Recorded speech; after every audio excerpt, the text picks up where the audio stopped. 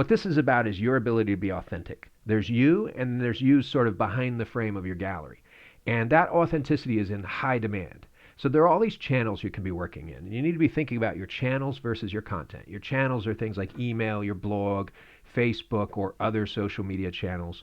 There are all kinds of channels. And then there's your content. And the kinds of content that artists are doing that are really effective in these channels is they're sharing photos from their project updates, and day in the life of the work. So as they're building a project that takes a month or 2 months to build, they're sharing just a regular update about what's different or this is where we are.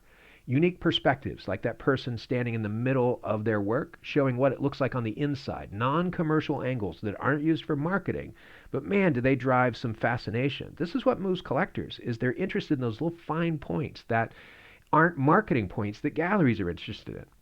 And then little talks, anywhere from 2 to 15 minutes. The shorter you can get it, the better. 2 minutes is a great sweet spot, but just some aspect of the work that you're passionate about. Interviews by colleagues. This is crazy that artists aren't doing more of this, because in every other field we're seeing it. People are interviewing each other.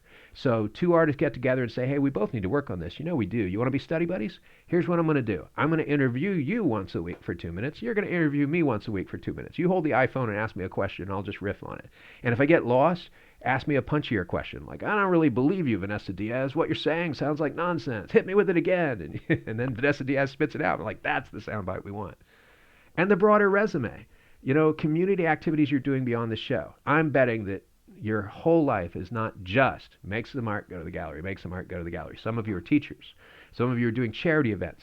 Some of you are doing community events. Some of you are collaborating with other artists. Why do we not see that in all of these channels?